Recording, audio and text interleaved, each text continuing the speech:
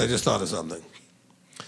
Listen, and maybe this is going to sound so simple, but we can miss this. We pull what we need to out of letters and writings and different things that prophets wrote or whatever it was. We pull these things out as we need them. And I think we forget that James wrote this for a reason. He didn't write it so you just read a verse in chapter 3 or 4 and just get something out of it. He had a point, okay? Or potentially several points. Like if you wrote a letter to somebody, you might have 2 or 3 points. And so I think it's,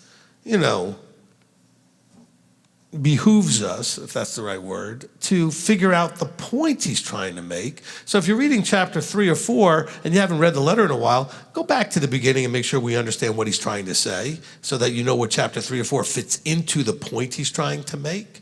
So when you ask me about verse 10 or you ask me about verse 2, you desire you don't have, well, let's remember even just one verse earlier, they're fighting over this stuff.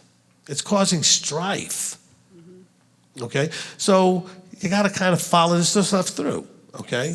And it has to do with claiming you believe something, but where are your actions to back it up? Because that was chapter 2, leading into chapter 3, into chapter 4, right? So you got to have to kind of figure out what has James been saying up to this point. It's not like we're trying to figure out Deuteronomy by going back and reading Leviticus necessarily, because there are different books written about different things as you're walking through the whole process, okay? But we are here reading a single letter written to a group of people. In this case with James, it's to the dispersion.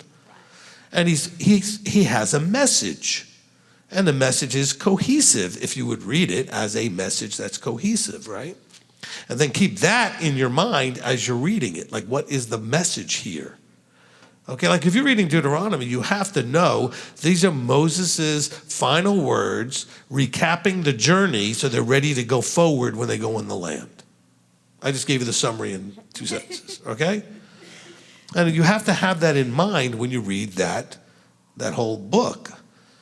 Okay, it's a recap of the journey out of Egypt to the point where they're now at the land with final admonitions because he wasn't going to be with them after that. So that's context. Book of Hebrews, the temple is about to be destroyed. Jerusalem is under siege and everything's about to go bye-bye. Context, right? Okay? Now, if you don't have simple context like that, then you have to read the letter and say, I wonder why Peter wrote this. Why did Paul write this? What's the issues being addressed? All right. Now, sometimes in Paul's letters, people have contacted him about certain things. Okay, I'm going to answer issue 1, then issue 2, then issue 3. Okay, so Paul's to his congregations can be a little bit more like that. But James just said, I decided to write a letter to all of you guys out there just to kind of give you this general 2 or 3 points I'm trying to make, right? And if you don't understand what those are, you can't understand anything else he's saying because it all fits into that framework, all right?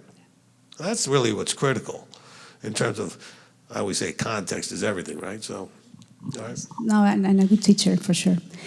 I did not know it's darkness. For me, it's like playing the victimize kind of mentality. I didn't know. That could be a darkness place because if you look, anything that makes it hard to see things right is darkness. I'm not saying everything that's darkness is that, but if you can't see things right, that's a place that's lacking light. Anger, depression, anxiety, any negative emotion, jealousies and other things, these all hinder your ability to see things clearly, which means that there's some darkness there, okay? But understand, you want to understand darkness? Go to the darkness and light teaching, okay? It's again, a refresher. This is why I did a reset of all of the previous 6 parts at the beginning of this for like 15 minutes, because the new people especially, but even you who have maybe not remembered part 1, 2, and 3, you need to remember this is the context of the teaching I'm giving you about being set free in your mind, freeing your mind from slavery to freedom, right? And so I want you to make sure you see how this is all about that war that's going on inside of you, the challenge that you have.